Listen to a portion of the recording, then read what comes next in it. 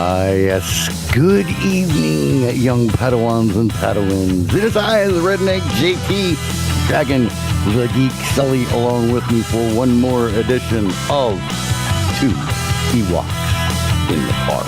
Tonight, episode 8, the final episode of Skeleton Crew. It's going to be interesting to see what final scores Skeleton Crew gets from me and Sully tonight. So do me a favor, grab your favorite adult beverage or whatever it is that you like to drink, something to munch on, sit back in that beanbag chair, make sure you put on a seatbelt because it's going to be one hell of a ride. Sully, it's all yours. Oh, why, thank you. Hello, everybody, and welcome to Two Ewoks in the Park. We've got a great episode to go over. Personally, and again, I'm not rating it yet, I think this was the best episode, hands down. Hands down. It was so much fun. It was Star Wars. Really? Yeah. I mean, Star Wars, Goonies, freaking... There was probably 4 or 5 movies that this entire series has had a feel of. You know, with through the entire thing was the underlying feel of Goonies. Oh, yeah. You know, through the entire thing, and then you throw in this movie and that movie and this movie with the way they did things, and I loved it. And this will tell you folks how much I love this series, because right now my Notre Dame Fighting Irish are playing for the college football national championship game, and I'm sitting here talking to you about the episode instead of being out there celebrating the touchdown that Notre Dame just got on their first drive that used up 10 minutes of the first quarter. What? I'm here with you. So, good shit. But I will tell you, this, for me, this has got to be the highest rated series overall, to include beating Falcon and Winter Soldier, which is my number one, as well as all 3 seasons. Oh, you're freezing up, dude. Evan. You just froze up like back and forth. That was weird. So we got Falcon Winter Soldier, and then that was it. It looks like I'm still frozen up here. But you're not on I'm not? Yeah, okay. No. On my end I am. I don't know what's going on. Well, it might be from tracking the game. I'll turn it off. Dun, dun, dun. But no, to include Falcon and Winter Soldier and Mandalorian, all 3 seasons. Mm-hmm. Skeleton Crew in the overall combined rating is higher than any of those at this point. What? That's not counting episode 8. You crazy boy. That tells you how much I like this series. Or I've liked the series. You crazy man.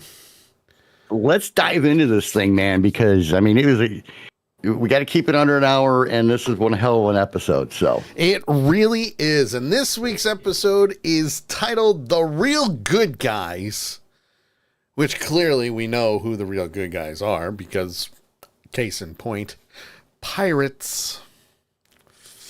Now, don't get me wrong. They're no Captain Jack Sparrow, but pirates.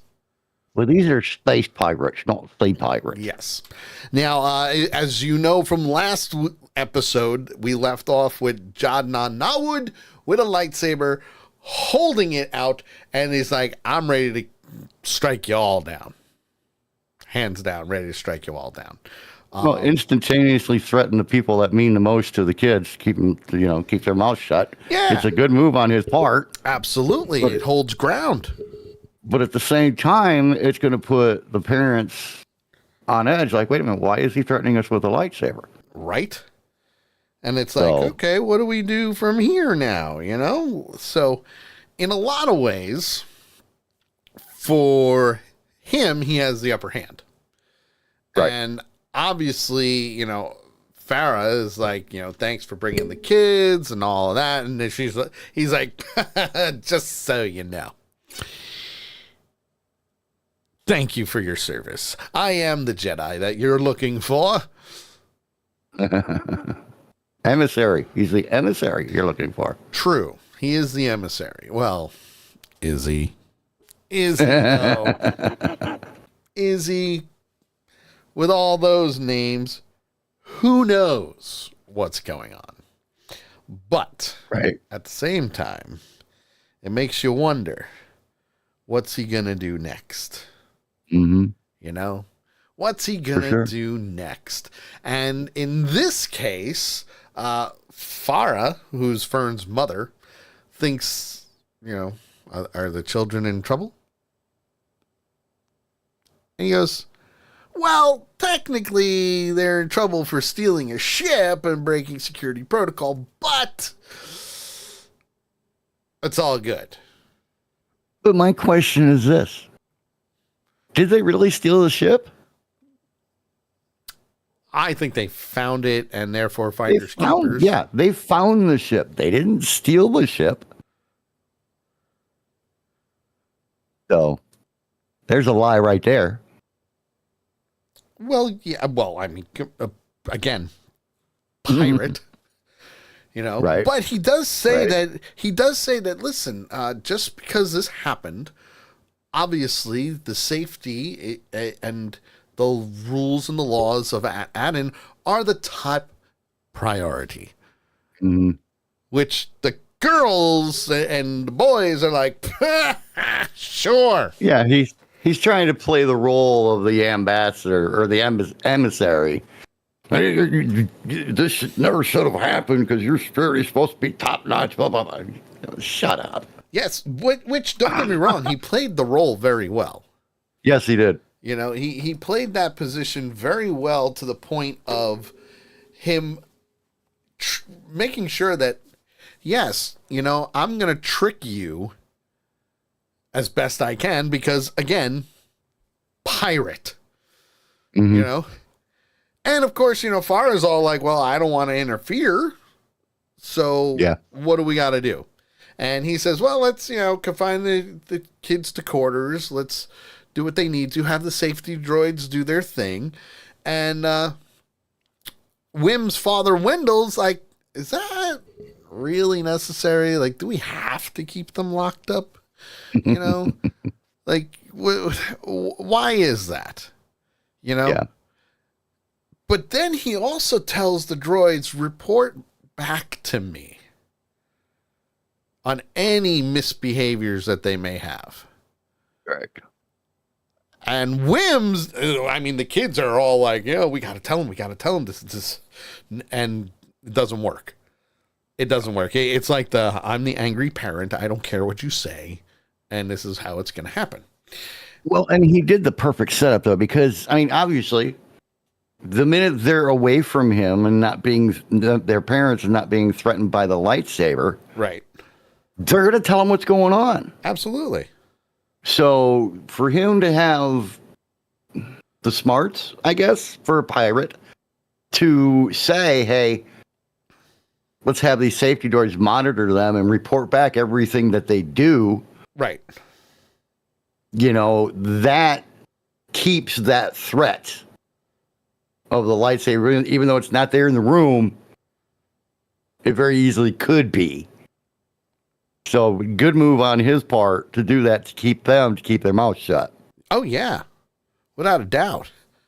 So now Fern and Farah are going with him to meet the supervisor. Now, I will say this. I was a little bummed when I found out the truth behind the supervisor. However, at the same time, good twist. Well, and Good here's twist. the thing. Wizard of Oz. Right? Pay no attention to the man behind the curtain. Exactly. Although in this case, There was no man behind the curtain. Well, but I'm thinking there might be, because there had to be somebody there to run the supervisor computer. There had to be somebody behind the scenes, even behind the scenes that a level 7 operator, Wim's dad, didn't know about. I mean, true. So I'm thinking, I have the theory floating in the back of my head. Wizard of Oz. There's no curtain, but Wizard of Oz. He's in a little side room somewhere, still watching over everything, because I'm sorry, but that computer generated voice was not a computer generated voice. Well, I mean, it was. Well, it was made to sound like one. You know what I mean? Well, yeah, true. I'm just suspicious. I don't think that this computer could run everything for thousands of years. Why not? I'm thinking there's something more behind the stage.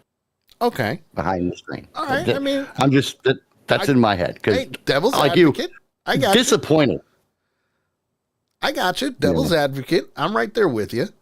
Yeah. I'm just definitely disappointed that supposedly it's a freaking computer. Yes. But while they're ready to go and see the supervisor, all the other parents are at their homes and they're all eating dinner like nothing ever happened.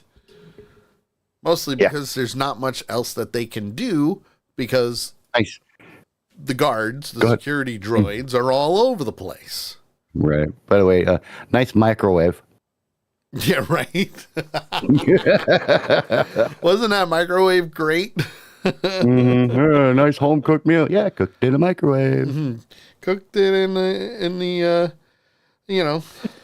microwave, and I mean, it looked like a little laser / nuclear explosion. Yeah. But hey, that was funny. It's all good. It's all good.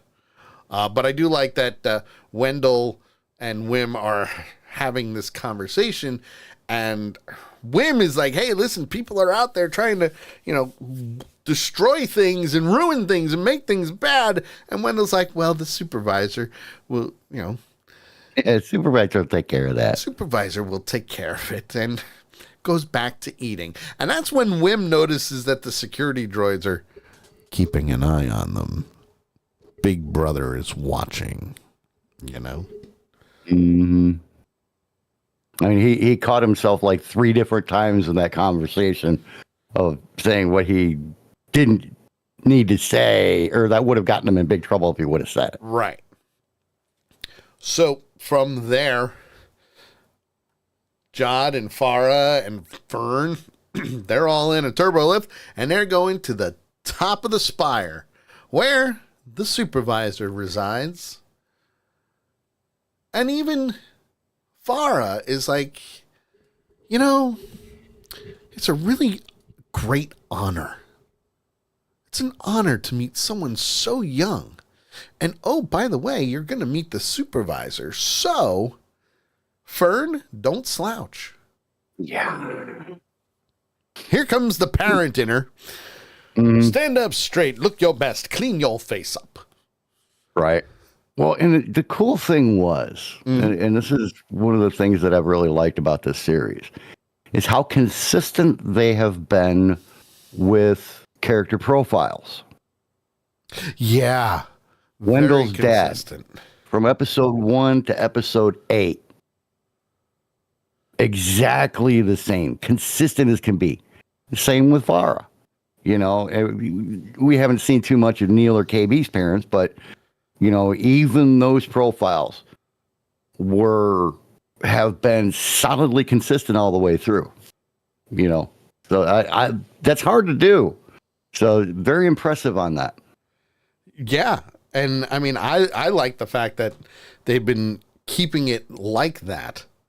Mm-hmm. And keeping them realistic. Parent, kid, Yep. Keeping it a realistic feel. But that kid has seen more than her mother has since escaping through the barrier. Unintentionally, but still escaping through the barrier. So Wim and Neil are trying to talk using walkie-talkies. And Neil is like, can't talk. There's a droid here. He's listening. So Neil knows. I mean, the kids know. Listen, they make the kids look naive because of, their parents and everything. And the parents are doing what they normally do. But in all honesty, those kids are a lot smarter than their parents give them credit for. Well, and, they gained a lot of knowledge through this adventure that their parents don't know they've gained. Right. So, I can kind of see where the parents are at on that. Okay. Because, their kids who were, 12, 13 years old when they disappeared through the barrier are coming back 20 years old and, experience wise. Right. And everything, huge different from what they were to what they are now. Yeah. Oh, yeah. Big time. Big time, without a doubt. But at least they know things are happening. They're paying attention to their surroundings. They're much wiser kids for the adventure that they've been on. Okay. Oh, yeah. And at the top of the tower, the safety droids are all like, okay, come on in. Lights are dark. Computers are there. Very dusty. Dirt covered. No one's been up there in years. And Jod flat out goes, is this abandoned? Mm-hmm. And, don't get me wrong, right question to ask.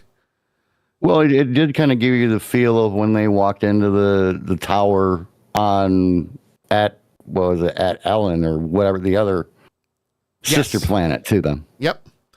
Which, again, that goes to show how many different planets or moons or systems there were that were making the Republic mints. Mm-hmm. And havoc and chaos and everything like that has just taken over. So for him to go in and go, okay, well, where's the supervisor? And even far as not a lot of people ask to see the supervisor. That's why it's the way it is. You might be taking a nap. Yeah.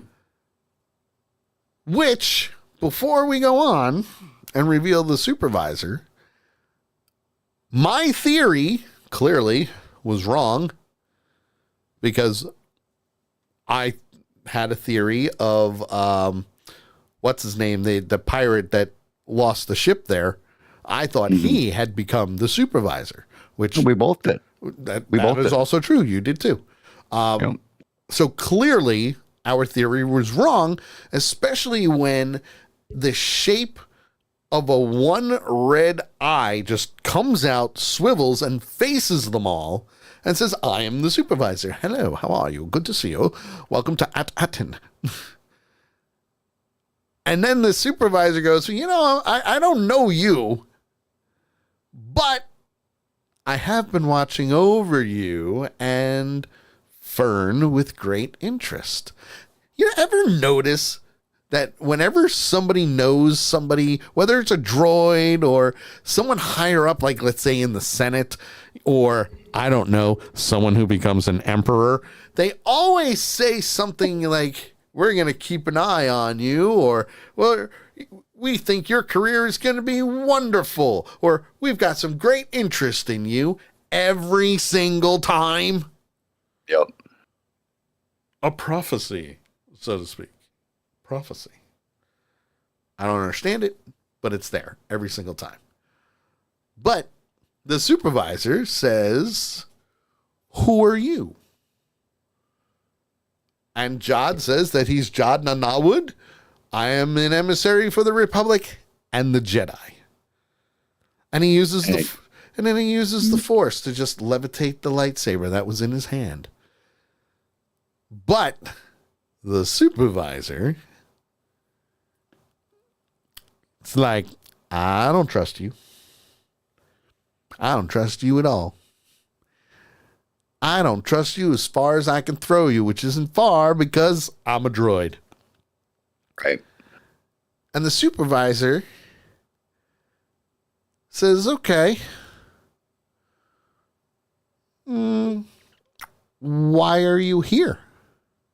Right. And I like what the supervisor said, because, you know, old Jod's like, I need my other ship to come inside the barrier. I need it here with me. And supervisor's like, okay, that shouldn't be a problem. But first, can you clear up something for me? Yeah. just got some questions. Right. And it kind of piqued my interest right there. I'm like, what's going on here? You know? And supervisor goes, well, but before that, he does say, the Galactic Republic has been a little occupied with getting rid of the evil that's been around, or the bad things. Yeah, he plays the role very, very well. Which is good because, he's got he's got that history of the old Republic. Mm-hmm. And he knows, Empire. Whereas nobody on the planet does. Right. Oh, yeah. No, none of them knew about the Galactic Empire. None of them. I mean, the only one that would be the supervisor. And the only way he knew was by messages from the Republic. Yeah. Which to them is just the Republic, but to Jod is the old Republic. And, he goes, the last message that we got from the Republic said that all Jedi are bad. Yeah. So, which one are you? Are you a Jedi or are you an emissary? Yeah, that was the greatest question ever. Yep. And the perfect question for that situation.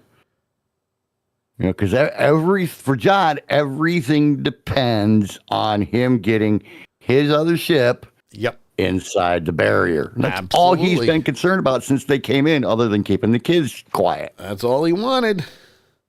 So it's like, how do I answer this one? Very, very slowly. Mm-hmm. Very slowly indeed. Because in his case, I had a feeling it wouldn't even matter what he answered. Right.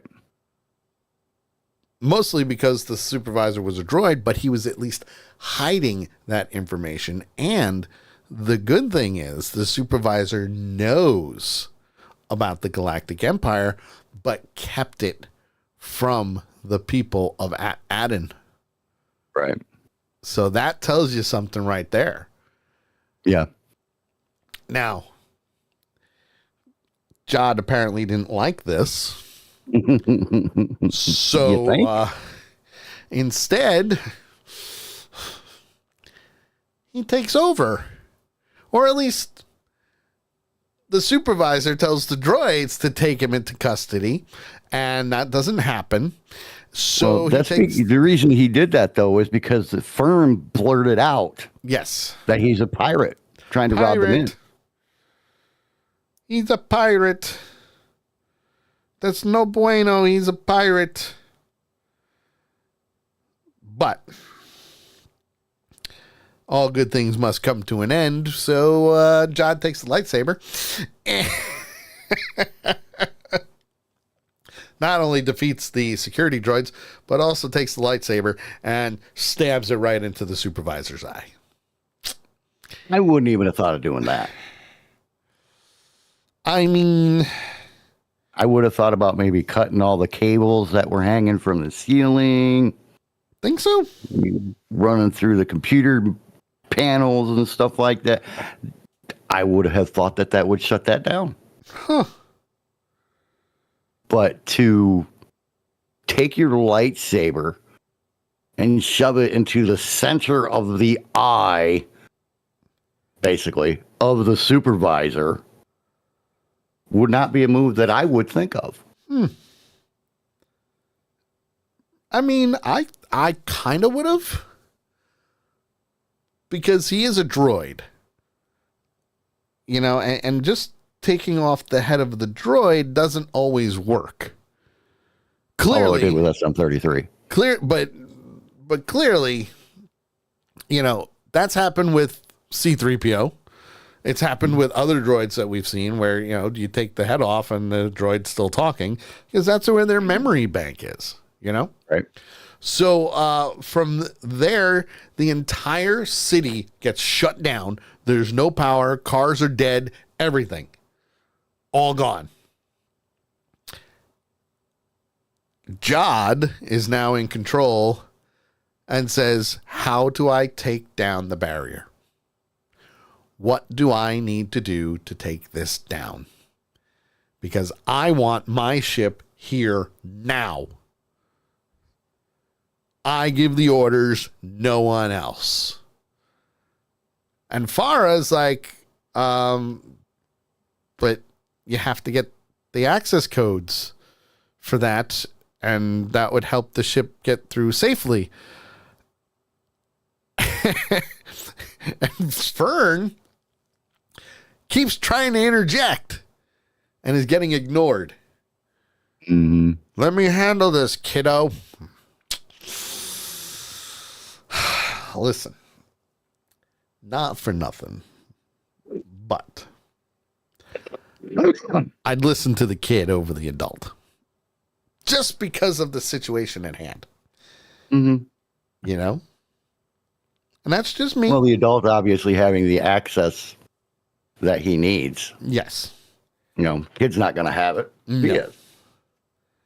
No. And even with that,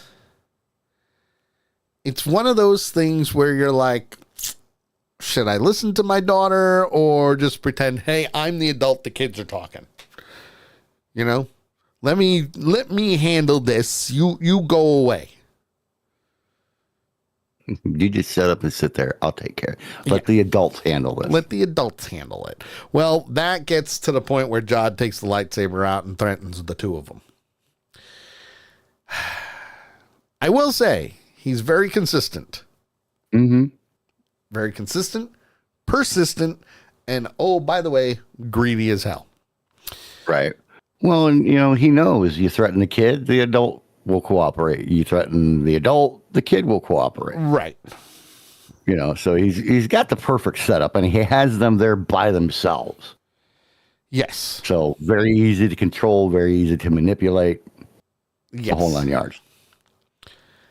Now, Fern, on the other hand, is like, Mom, don't do it. Don't do it. I'm telling you. But she does offer, and he turns the lightsaber off. Like, yep. See, we can be civil about this. Nobody needs to get hurt. Completely understandable. And to be honest, even though he's a pirate, I don't think he really wants to hurt the kids.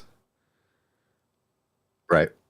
Although they are a thorn in his side right now, he doesn't want to hurt the kids. Right. Or the adults, really, it seems. Right. You know. Well, Jod contacts the ship using a holo projector. It's like, I have control. Get down here. Begin the invasion. Let's do it. And oh, by the way, here's the safety codes to get through so you won't get hurt or blown up or shredded into a million pieces and die. Kaboomed, any way that you want to put it. Kaboomed. kaboomed. Now, while this is happening, since all the security droids are now deactivated, Wim flat out pushes one over in front of his father and says, "No, Dad, Jod is the bad guy." And again, staying consistent. Yes. Wendell's like, "What are you doing?" Yes. What are you doing? Well, let me tell you, I'm doing this. You gonna help me or not? Gonna help me or not? Because otherwise, the pirate invasion is happening whether they like it or not. The neighbors are coming out of their homes. One, because of the power outage, and two, because of everything that's going on. You now have ships coming through, blowing up cars that people aren't in, because people got out, because, they can't go anywhere. And they're just invading. Now, they're not invading the spire. They're invading the town. Which, to me, is a waste of time. Flat out 100% waste of time. Don't know why Gunther even decided to bring the ship down and just start attacking the civilians when they don't have anything. There's nothing there. But the civilians are the workers. Yes, and they don't want the work. Well, Jod doesn't want the workers hurt. Now, Neil is in the bathtub. His younger siblings are outside with his mother, watching this invasion happen. And Wim and Wendell are like fighting with each other. Literally arguing like a father would for a son. We need to call help. No, you don't want to go out there. We need to get help. We know who to call. And he's sitting there trying to get the car working. Yeah. Yeah, he's trying to turn on a car. Work. The power's out. But KB and Neil show up on a hoverbike. On their own hoverbikes. Hoverbikes aren't run by the freaking supervisor. Right. So now it's like, okay, what are we going to do next? Right. What are we going to do next? Because the hoverbikes work. Let's do this. This is funny as hell. This was probably one of the greatest chase scenes for a TV show that I've seen in a long time. Mm. Because not only are the kids on their hoverbikes heading toward the spire, which is where they need to go, but the father, good old Wendell, comes up to one of the other kids from the school on his hoverbike and just looks at him. Watching the invasion. Kids just watching the invasion like nothing's happening. And Neil tells everybody else, we got to call the X-Wings. Remember those guys? We got to call them. They'll come here. They're pirate killers. They'll do what they need to do. Then Neil says, we need to get to the starship. That'll get us through. That's the only ship that can get us through the barrier without being hurt. Yeah, and they're actually discussing all of this before they leave Wendell's house or Wim's house. Yeah. They're out there at the front of the driveway while Dad's still trying to hotwire the freaking car. Yeah, making all these plans and figuring out what they got to do because the only one that's going to save them is them. Yeah. Oh, yeah. Without a doubt. Without a doubt. So, what do? They race. They do what they need to. They get in touch with KB. KB calls her parents. Marie and Gary says, get inside, hide from the pirates. We're going to get help. Get to cover. Get to cover. The way to the school and the spire gets blocked off, so they go, let's go off-roading. We need cover. We need because they got cover. 2 hover ships chasing them. Oh, those guys were Listen, don't get me wrong. I understand they're pirates, but they were so fucking dumb. Well, that and they don't know how to aim a damn gun. Also true. They missed a lot. Well, I mean, you gotta lead a moving target unless you're moving at the exact same speed they are. Then you still need to lead it a certain amount. Yeah. Yeah. Absolutely. When you're on the ground shooting at a moving object above you, you fire in front of it and let the plane or helicopter or whatever it might be fly into your rounds. Yeah. Now the other thing is the one leading the charge against the kids is Vane, who we've seen Vane before in The Mandalorian as well as here in Skeleton Crew. So it's a great callback to another character that we've seen before, but can't shoot worth a damn. Right. Now, while they're in the cover, I forget, was it Wim or was it Neil who said, "Wait a minute, isn't this where we found the ship?" No, he asked, aren't they heading for the big cliff? Which is where they found the ship. And it was Neil. It was Neil. That's what I thought. Yep. Yep. And KB goes, "Punch it, full throttle." So they do. They all kick it into gear. They jump over the cliff and they land safely. Wendell accompanies them, manages to go, yay. He's like, he turned into a kid right there. Oh, yeah. He turned into a kid. He's like, oh, man, it was so cool. Oh. He was like, yay, this is happening. Woohoo. I'm still alive. We got this. Yeah. We got this crazy thing. It's just called, freedom. Look. We're just having fun. Having a great time. Reminds me of old school riding your bike on dirt trails and making jumps and going over them. He probably never did that. Oh, I did. It was fun. Oh, I did too. I mean, I'm talking about Wendell. But anyway. It'll be fun. Well, women and we got 20 minutes left. So we get to the point now where they get to the school, if I remember correctly, and they're cutting through the school. Glasses being shattered everywhere. Neil falls. Gets blown up his bike. Yep. And communicates walkie-talkie wise to Wim, says there's too many of them. Go, keep going. I'll be fine.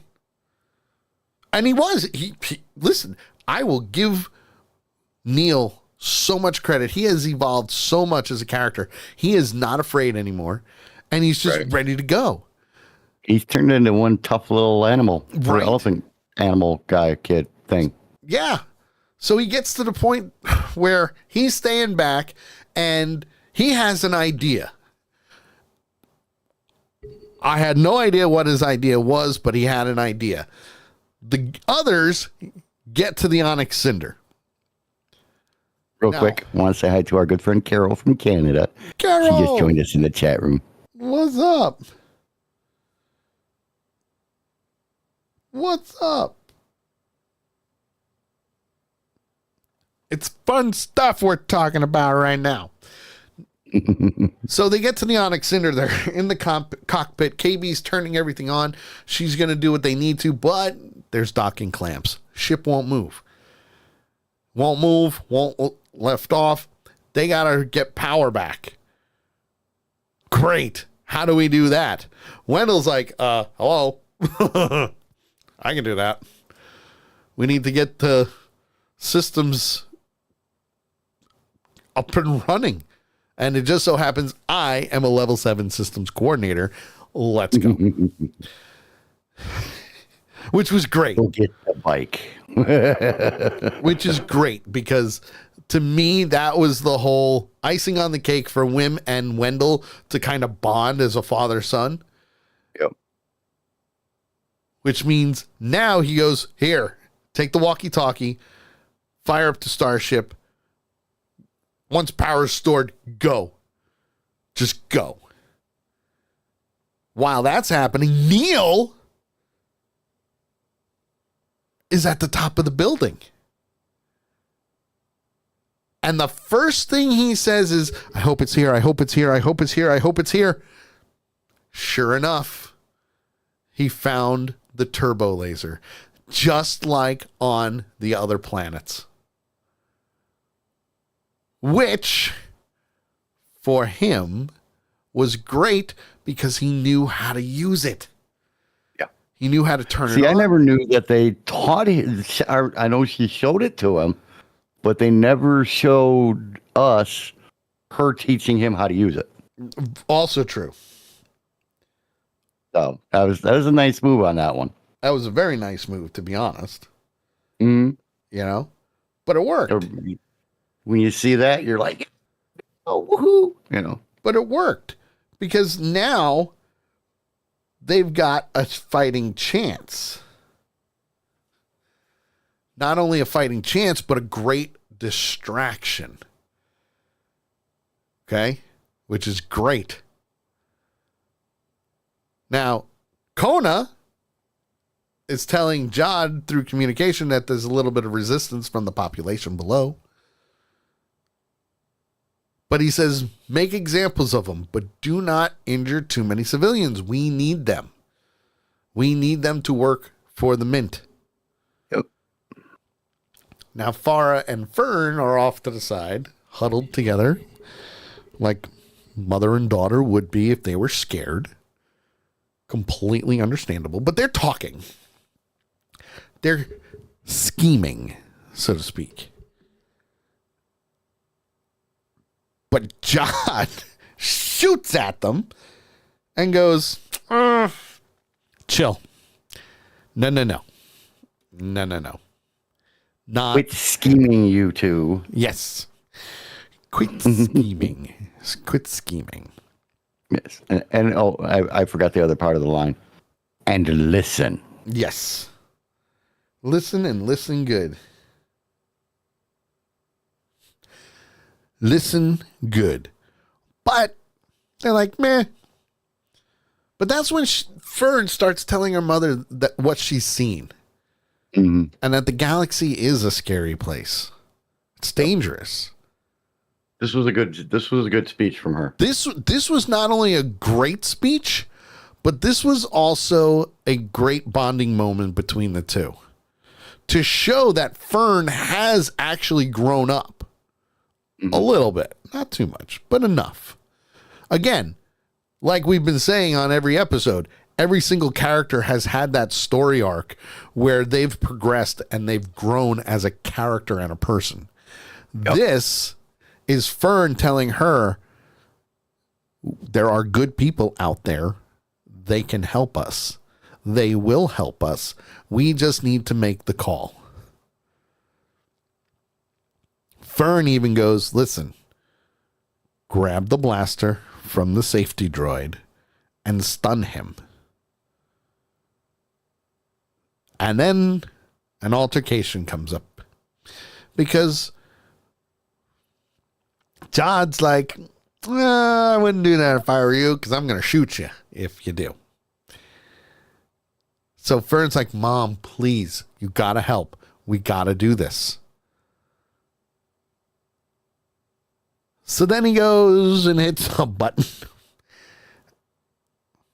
and makes an announcement to all the citizens of At-Aden, telling them all to follow his orders, and his men will show them mercy. However, if you don't,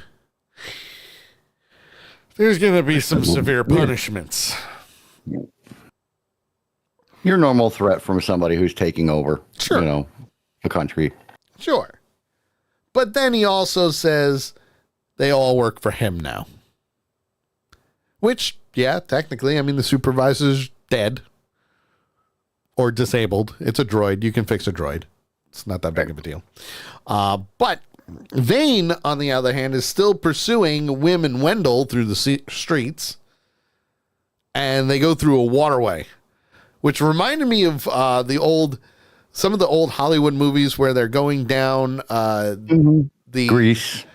Well, not just Grease, but well, actually, yeah, Grease. That whole strip in California, Yep. where they usually have car chases off road, helicopters. It was in Transformers, Grease, Gone in 60 Seconds. Like, it's all over the place.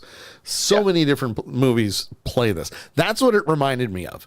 And I'm like, oh, yeah, it's a hover bike. There we go. The Aqueducts. The Aqueducts. Yes. Yes. Thank you. But that's what it reminded me of. And I'm like, nice touch. Me too. Several movies, like you said. Yeah, nice touch. Well, while that's all happening, Jod is talking to Vane, and he's like, excuse me. Vane says to him, they're approaching the tower. And Vane's like, yeah, I know. So Jod's like, stop them. Stop them. And meh, it happens. But yeah, they didn't stop him. They didn't. No. Wim enters the chamber with his hands up. He's like, I come in peace. Walkie-talkie in one hand. Walkie-talkie in one hand. No weapons in the other. And he says, well, we called the X-Wings. It's all over, dude. We got you. And that's when he goes, well, how can you do that when the barrier's still up and it jams all communications? And that's when Wim makes up a really great story. The Crystal of the Founders. Which he had a whole backstory for. Yep. Whole backstory. Oh, yeah, I found it in the Northern Mountains. It was guarded by an ancient warrior. Jod's like, all right, I don't believe you. I don't believe you. And that's when Wim claims that the entire Jedi army is on the way. And that's when he finds out that they are all dead. That they were all killed. Fern, backing her friend up. No, you don't understand. You don't know the history. Here's what happened. Yeah, and it's crazy because it's something that he made up. Yeah. You know, he made up the fictional Crystal of the Founders, the whole storyline behind it and everything else. And the way that Fern picked up on it and backed him up was perfect. Yeah. You know, she realized what he was doing, played right into his hands. Yeah. Hands down. And Wim is sticking to the story of the Jedi are on their way. And he'll call them off if, you let Fern and Farah go. Mm-hmm. However, great distraction. Because Wendell gets the power up and running while that whole conversation was happening. And that means that Wim says to KB, go for it. Get out of here quick. Make the call. Now, mind you, they still don't know how they're going to do this because KB has never flown the Onyx Cinder before. Jod takes out Wendell, gets control again, and KB's like, I got help. Some help. Not only does she have help, but she's got SM-33's body in the chair. He's flying the ship, and she is holding his head so he can see. Which, perfect. That was great thinking on her part. And how many times have we seen that throughout the Star Wars series? Time and time again. A bot loses its head. Yep. But the head's still alive. Body's still alive. The head's still controlling the body. They're just not attached anymore. Yeah. So Gunter is ordered to shoot them down. Doesn't happen because Neil's using the turbo laser to attack the frigate. Again, smart on Neil's part. Gets a few shots in and then leaves because now he's a target. Right? Ship turned toward him. He's like, shit. He's like, I'm out of here, folks. See you at the finale. So obviously Jod's getting really pissed now. SM-33 and KB are going through the barrier, and she calls Kim. And Kim says, oh, you got home. Good for you. Yeah, but we got a problem. We got a major, major problem. And that problem is pirates. Pirates are attacking at Aden. We need you to call the X-Wings. We need help. And she goes, all right. How? KB sends her the coordinates and goes, I will call the New Republic and get you help. And boy, does she ever. Mm-hmm. However, at the same time, the Onyx Cinder is being fired upon. So now they're in crash mode because they got hit. They got hit pretty good. Took out an engine. Yeah, took out the engine. And that's when some interesting flying takes place.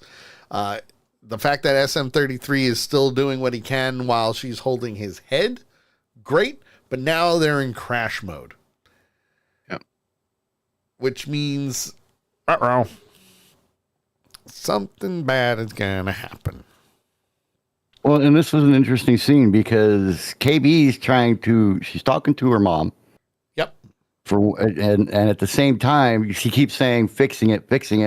Her mom says, you can fix anything. And she's sitting here messing with wires, trying to fix a blown up engine, which you can't really do, and then they flash back. And what I thought was really cool about this was how Jod said, it wasn't supposed to happen this way. Her ship's going down. He says, go watch what you've done. Yes. To Wim and Fern. So they both all run over to the window and they watch her ship go down. Now, for me, the fact that there wasn't a major explosion when the ship went down could be good news. Oh, absolutely. But then again, things don't always explode. Yeah.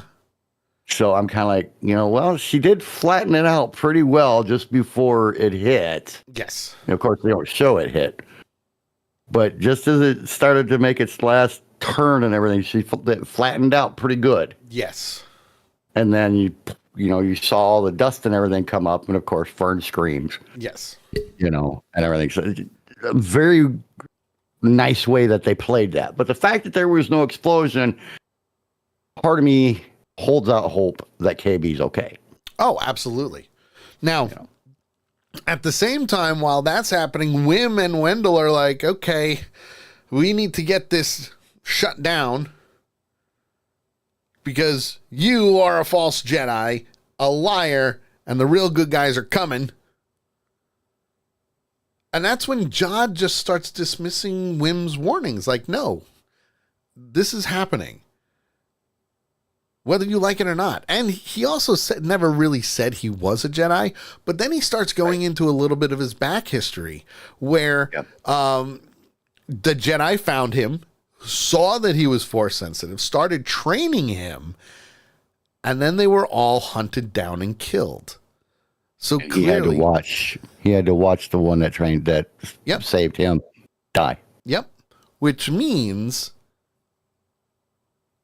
he was a part of Order 66, clearly. I'd love to see a little bit of more background on that, like later on. That'd be cool to see. Yeah. But he also gets into how the galaxy is a dark place. Right. Yeah, you got a little pieces of light here and there, but that's it. In bricks. And he also says, I only kill who I need to kill. Which, at this point in time, is like he's ready to take down Wendell and Wim. But that's when the fight starts happening. Jod deactivates his lightsaber. Says, I don't want to hurt anything to add in. I don't want to damage anything. I just want the credits. Because as he put it, the credits are the only thing valuable in the galaxy. He's seen some things. I get it. Yep. I get it. But that's when the struggle starts to happen. And they get to the point where not only is Jod restraining Fern from hitting the handle to deactivate the barrier. Wendell. He's fighting with Wendell. Well, yes, he's fighting with Wendell, but also Fern's trying to help. Farah was trying to help. And that's when Wim grabs Jod's lightsaber. Jod attempts to get it back using the Force, and Fern's like, no. He grabs it with Wendell. They're playing, having a Force tug of war. Yes, a Force tug of war, and they weren't even using the Force that much, you know?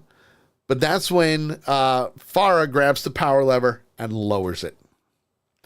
Satellites get destroyed. Barrier is down. Everything disintegrates. That green storm glow that they had is now a starry sky. It's nighttime. Everybody's just like, ooh. It's like, ooh, we've never seen these before. Look at that. What's that? And that's when the X-Wings and B-Wing fighters come right through the night sky and start going after the pirates. Crowd's going wild. Yeah, all right. Neil is cheering. They start retreating on their air speeders and their ships, and they take out the frigate. They take out the frigate, which is great. But that's when they realize that KB crashed. They need to go find her. Wim calls out to Jod, come on. But he just smiles and stays behind, watching as everything is being blown up and the frigate's crashing. Feels defeated. That's the last we see of him. It is. It's the last we see. Gunter and the rest of the crew escape. But everything else is down. They get to the Onyx Cinder. That's crashed. They see they see the door open to the Onyx Cinder. Credits fall down. KB falls down with it. SM-33 and Snowball. Yes, they named the rat Snowball. And they're trying to wake KB up. Trying to wake her up. And she finally wakes up. And it's like, I'm good. Did we win? Did we win? Yes. I wish they would have found a different way to do that. You couldn't. You know, that was the only way. Yeah, it's like, oh, man, you got to come up with a new line for that. Yeah. Did we win? Yes. Yay. And then big hug. We see the CR-90 Corvette, also known as a Corellian fighter, also known as ship. Princess Leia's ship, come down. I mean, it's not really hers. It's probably a different one, but it is. The last thing we hear is them yelling for Wim to come on. Yeah. Lights turn back on. You can see the moon in the distance. And that's it. That's the end of the episode. It's the end of the episode. Such a great freaking series. Mm-hmm. It's an episode, so you get to do your review first. Oh, and I'm gonna. We had the Goonies feel. We had the Star Wars feel. Action-packed. Nothing was slow. This episode was by far the best episode in the series. And I'm giving it a 5. Oh, yeah, I did it. I gave it a 5. You finally broke the 5 barrier. I broke the 5 barrier on this one because it was that good. You haven't broken the 5 barrier In a while. Up until now, since we started doing this. I've broken 5 a few times, but this one, absolutely, it was a 5. What are you giving it? You know, the consistency in the storyline, the consistency and the growth and the character storylines and everything. This episode, to me, this episode is tied for the best episode in the series with episode 7. And therefore, I'm giving it a 4.9. Nice. Almost a 5, which means there was probably one tiny little thing you wish was in it that you wanted to see. And that was it. It would have What happened to Jod? Yeah. That's what I wanted to see. What happened to Jod? Yep. Well, I mean. But by them not revealing that, kind of keeps things open for a season 2. Absolutely, it does. What about the series? All right. Series-wise, I am giving this, and I'm not even using hovercrafts for this one. I'm giving it 4.75 lightsabers. Nice. Very good series. A lot better than The Acolyte, that's for sure. What about you? Blew the Acolyte out of the water. Blew Obi-Wan out of the water. But the only one that it didn't blow out of the water would be Mandalorian. Also true. 4.9. Nice. 4.9 lightsabers for me. Amazing from beginning to end. Like you said, no slow spots. Nothing just sitting there making you go, come on, really? It was great all the way through. Absolutely. And it got better with each episode. Absolutely. It wasn't stale. It was fresh. And I liked it. It was a great pirate story. Yes, it was. And I'm glad it wasn't centered on the Jedi. I'm very glad it wasn't centered on the Jedi, which, don't get me wrong, I like the changes that they've made. I like how they're stepping outside of the Star Wars norm. Yes, and they need to continue to do that.